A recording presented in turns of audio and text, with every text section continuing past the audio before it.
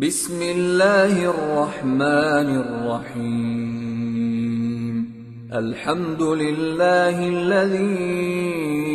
अंज़ल अला अब्दिहिल किताब वलम यजअल लहू इवजा क़य्यिमन लियुन्ज़िर बअसन शदीदन मिन लदुन्हु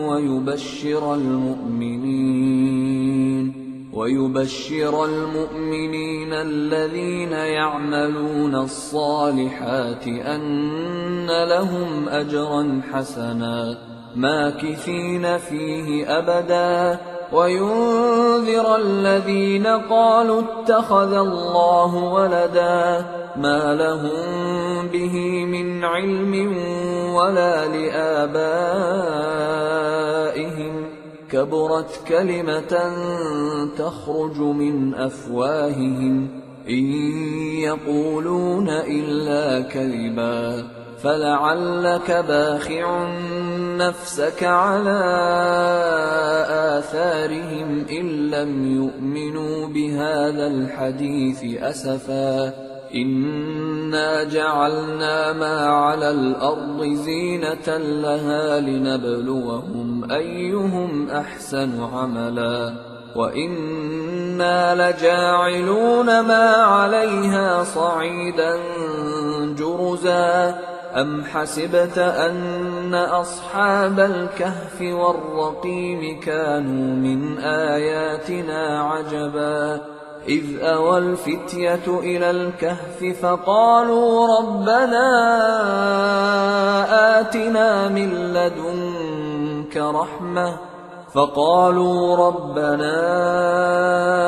آتنا من لدنك رحمة وهيئ لنا من أمرنا رشدا فضربنا على آذانهم في الكهف سنين عددا ثم بعثناهم لنعلم أي الحزبين أحصى لما لبثوا أمدا نحن نقص عليك نبأهم بالحق إنهم فتية آمنوا بربهم وزدناهم هدى وربطنا على قلوبهم إذ قاموا فقالوا ربنا رب السماوات والأرض لن ندعو من دونه إلها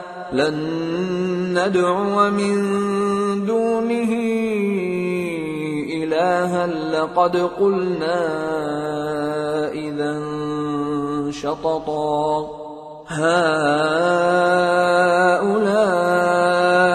قومنا اتخذوا من دونه آلهة لولا يأتون عليهم بسلطان بين فمن أظلم ممن افترى على الله كذبا وإذ اعتزلتموهم وما يعبدون إلا الله فأووا إلى الكهف ينشر لكم ربكم من رحمته ويهيئ لكم من أمركم مرفقا وترى الشمس إذا طلعت تزاور عن كهفهم ذات اليمين وإذا غربت تقرضهم ذات الشمال وهم في فجوة منه ذلك من آيات الله من يهد الله فهو المهتد ومن يضلل فلن تجد له وليا مرشدا وتحسبهم أيقاظا وهم رقود ونقلبهم ذات اليمين وذات الشمال وكلبهم باسط ذراعيه بالوصيد لو اطلعت عليهم لوليت منهم فرارا ولملئت منهم رعبا وكذلك بعثناهم ليتساءلوا بينهم قال قائل منهم كم لبثتم قالوا لبثنا يوما أو بعض يوم قالوا ربكم أعلم بما لبثتم فابعثوا أحدكم بورقكم هذه إلى المدينة فلينظر أيها أزكى طعاما فليأتكم برزق منه وليتلطف ولا يشعرن بكم أحدا إنهم إن يظهروا عليكم يرجموكم أو يعيدوكم في ملتهم ولن تفلحوا إذا أبدا وكذلك أعثرنا عليهم ليعلموا أن وعد الله حق وأن الساعة لا ريب فيها إذ يتنازعون بينهم أمرهم فقالوا ابنوا عليهم بنيانا ربهم أعلم بهم قال الذين غلبوا على أمرهم لنتخذن عليهم مسجدا سيقولون ثلاثة رابعهم كلبهم ويقولون خمسة سادسهم كلبهم رجما بالغيب ويقولون سبعة وثامنهم كلبهم قل ربي أعلم بعدتهم ما يعلمهم إلا قليل فلا تمار فيهم إلا مراء ظاهرا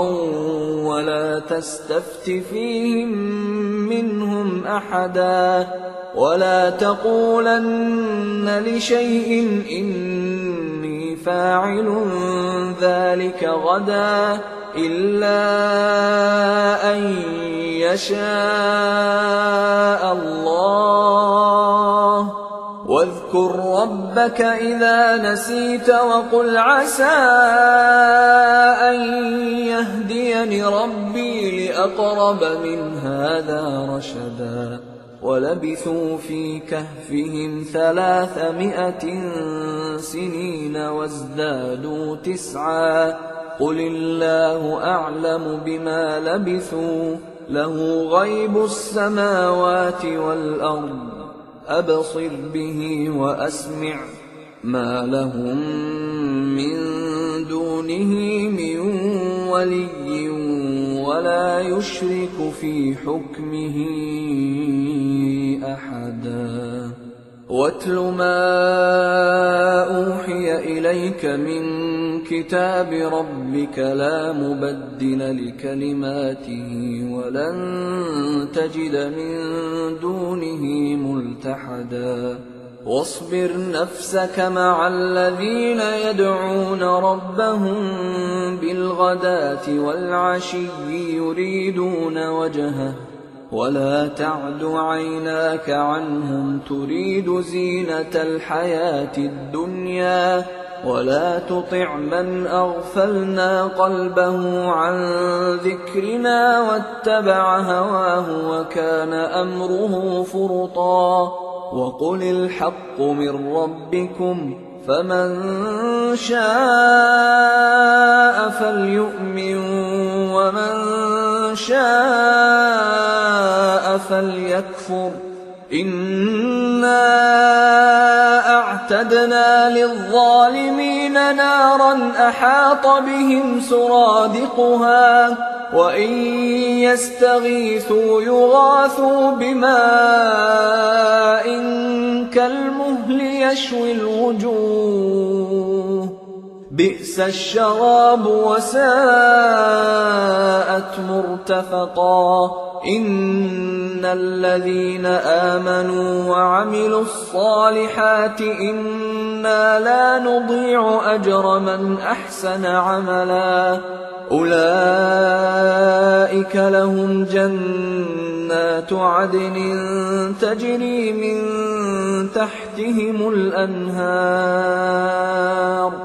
تجري من تحتهم الأنهار يحلون فيها من أساور من ذهب ويلبسون ثيابا خضرا من سندس واستبرق متكئين فيها على الأرائك نعم الثواب وحسنت مرتفقا واضرب لهم مثلا الرجلين جعلنا لأحدهما جنتين من أعناب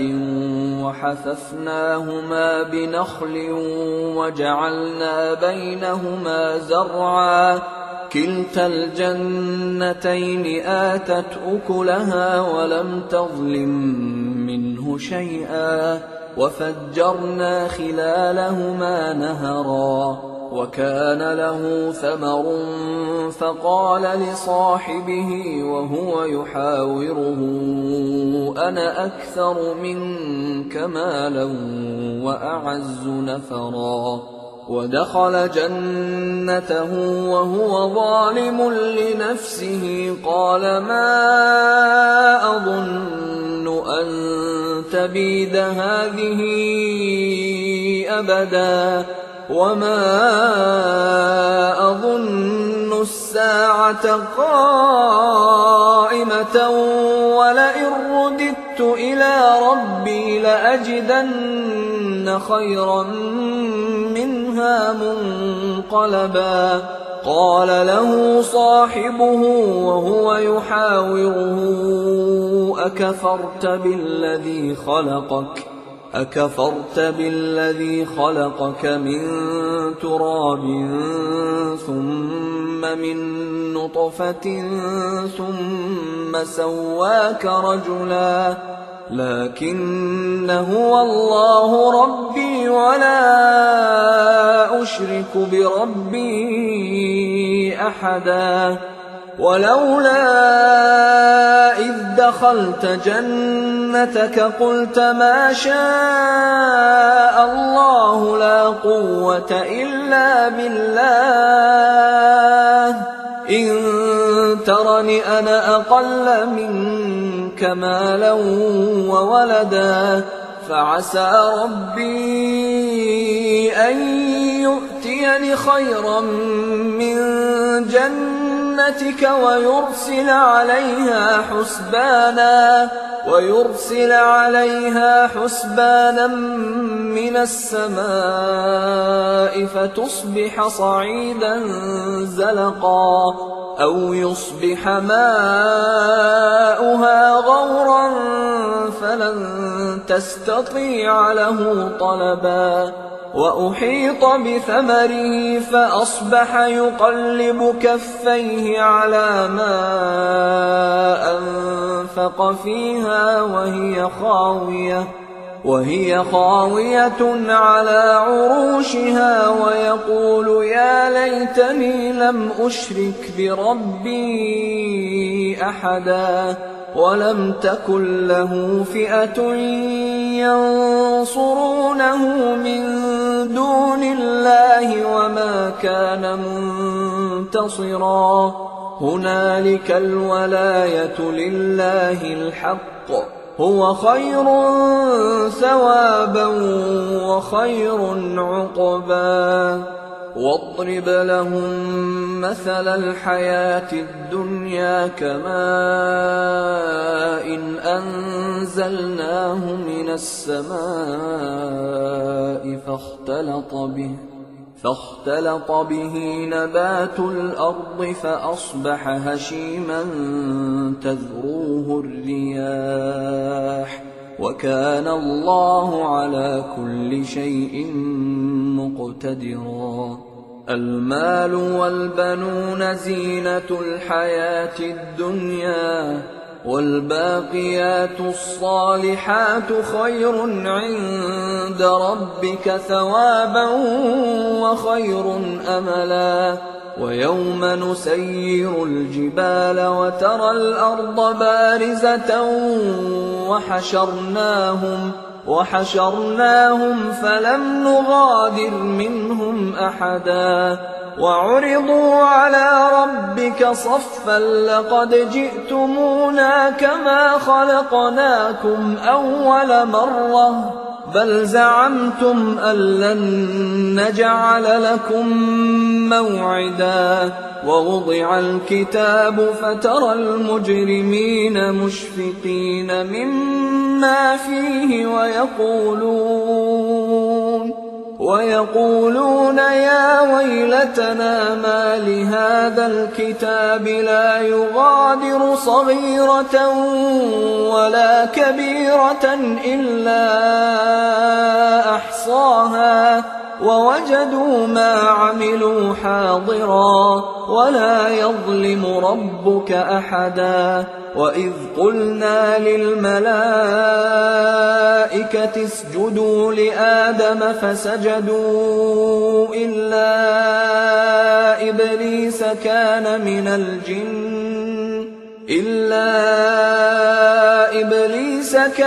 من الجن ففسق عن أمر ربه أفتتخذونه وذريته أولياء من دوني وهم لكم عدو بئس للظالمين بدلا. ما أشهدتهم خلق السماوات والأرض ولا خلق أنفسهم وما كنت متخذ المضلين عضدا. ويوم يقول نادوا شركائي الذين زعمتم فدعوهم فلم يستجيبوا لهم وجعلنا بينهم موبقا. ورأى المجرمون النار فظنوا أنهم مواقعوها ولم يجدوا عنها مصرفا. ولقد صرفنا في هذا القرآن للناس من كل مثل وكان الإنسان أكثر شيء جدلا. وما منع الناس أن يؤمنوا إذ جاءهم الهدى ويستغفروا ربهم إلا أن تأتيهم سنة الأولين أو يأتيهم العذاب قبلا. وما نرسل المرسلين إلا مبشرين ومنذرين ويجادل الذين كفروا بالباطل ليدحضوا به الحق واتخذوا آياتي وما أنذروا هزوا. ومن أظلم ممن ذكر بآيات ربه فأعرض عنها ونسي ما قدمت يداه إنا جعلنا على قلوبهم أكنة أن يفقهوه وفي آذانهم وقرا وإن تدعهم إلى الهدى فلن يهتدوا إذا أبدا. وربك الغفور ذو الرحمة لو يؤاخذهم بما كسبوا لعجل لهم العذاب بل لهم موعد لن يجدوا من دونه موئلا وتلك القرى أهلكناهم لما ظلموا وجعلنا لمهلكهم موعدا وإذ قال موسى لفتاه لا أبرح حتى أبلغ مجمع البحرين أو أمضي حقبا فلما بلغا مجمع بينهما نسيا حوتهما فاتخذ سبيله في البحر سربا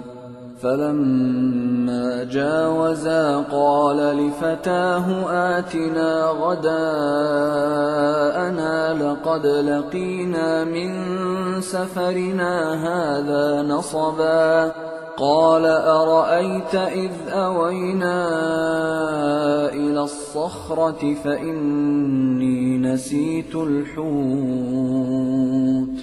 فإني نسيت الحوت وما أنسانيه إلا الشيطان أن أذكره واتخذ سبيله في البحر عجبا قال ذلك ما كنا نبغي فارتدا على آثارهما قصصا فوجدا عبدا من عبادنا آتيناه رحمة من عندنا وعلمناه من لدنا علما قال له موسى هل أتبعك على أن تعلمني مما علمت رشدا قال إنك لن تستطيع معي صبرا وكيف تصبر على ما لم تحط به خبرا قال ستجدني إن شاء الله صابرا ولا أعصي لك أمرا قال فإن اتبعتني فلا تسألني عن شيء حتى أحدث لك منه ذكرا فانطلقا حتى إذا ركبا في السفينة خرقها قال أخرقتها لتغرق أهلها لقد جئت شيئا إمرا قال ألم أقل إنك لن تستطيع معي صبرا قال لا تؤاخذني بما نسيت ولا ترهقني من أمري عسرا فانطلقا حتى إذا لقيا غلاما فقتله قال أقتلت نفسا زكية بغير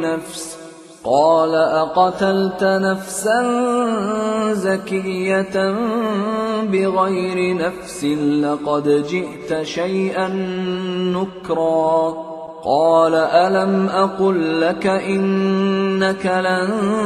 تستطيع معي صبرا قال إن سألتك عن شيء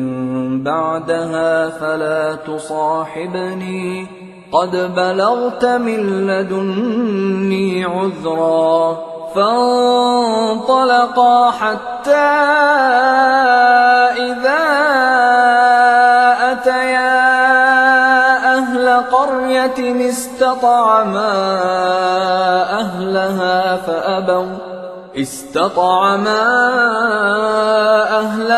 فأبوا أن يضيفوهما فوجدا فيها جدارا يريد أن ينقض فأقامه قال لو شئت لاتخذت عليه أجرا قال هذا فراق بيني وبينك سأنبئك بتأويل ما لم تستطع عليه صبرا أما السفينة فكانت لمساكين يعملون في البحر فأردت أن أعيبها وكان وراءهم ملك يأخذ كل سفينة غصبا وأما الغلام فكان أبواه مؤمنين فخشينا أن يرهقهما طغيانا وكفرا فأردنا أن يبدلهما ربهما خيرا منه زكاة وأقرب رحما وأما الجدار فكان لغلامين يتيمين في المدينة وكان تحته كنز لهما وكان أبوهما صالحا فأراد ربك أن يبلغا أشدهما ويستخرجا كنزهما رحمة من ربك وما فعلته عن أمري ذلك تأويل ما لم تسطع عليه صبرا ويسألونك عن ذي القرنين قل سأتلو عليكم منه ذكرا إنا مكنا له في الأرض وآتيناه من كل شيء سببا فأتبع سببا حتى إذا بلغ مغرب الشمس وجدها تغرب في عين حمئة ووجد عندها قوما قلنا يا ذا القرنين إما أن تعذب وإما أن تتخذ فيهم حسنا قال أما من ظلم فسوف نعذبه ثم يرد إلى ربه فيعذبه عذابا نكرا وأما من آمن وعمل صالحا فله جزاء الحسنى وسنقول له من أمرنا يسرا ثم أتبع سببا حتى إذا بلغ مطلع الشمس وجدها تطلع على قوم لم نجعل لهم من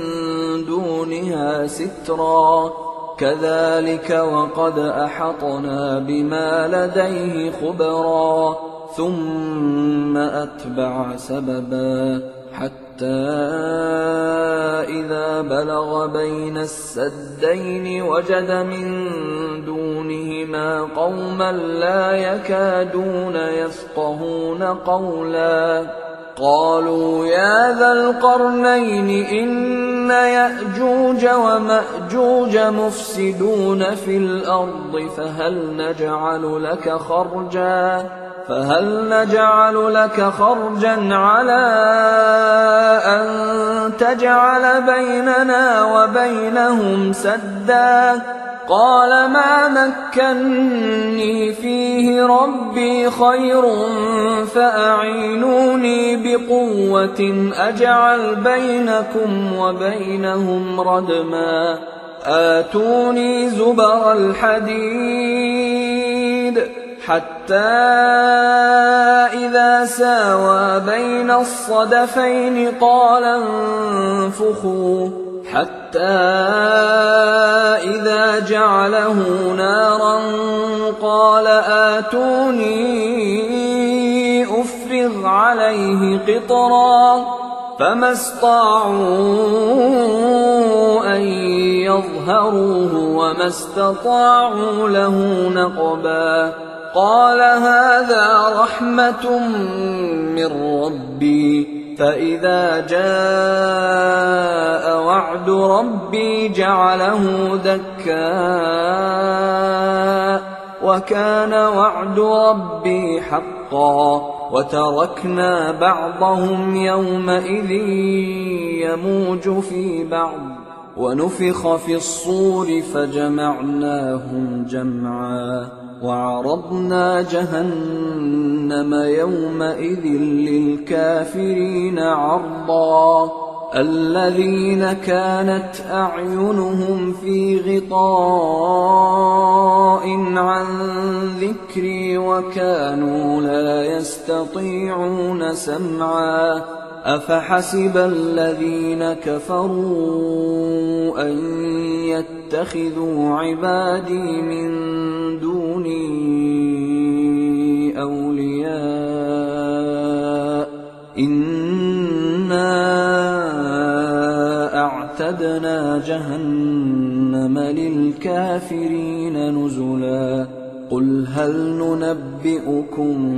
بالأخسرين أعمالا الذين ضل سعيهم في الحياة الدنيا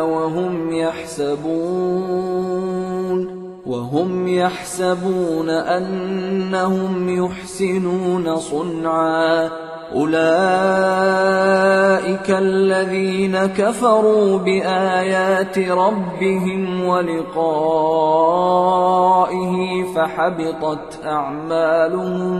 فحبطت أعمالهم فلا نقيم لهم يوم القيامة وزنا ذلك جزاؤهم جهنم بما كفروا واتخذوا آياتي ورسلي هزوا إن الذين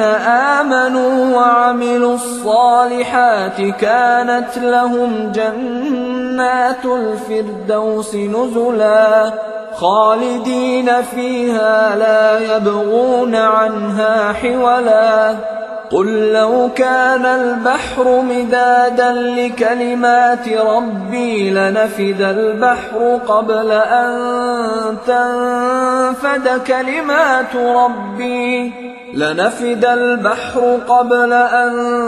تنفد كلمات ربي ولو جئنا بمثله مددا قل إنما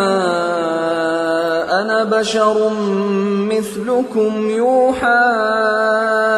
إلي أنما إلهكم إله واحد فمن كان يرجو لقاء ربه فليعمل عملا صالحا ولا يشرك بعبادة ربه أحدا.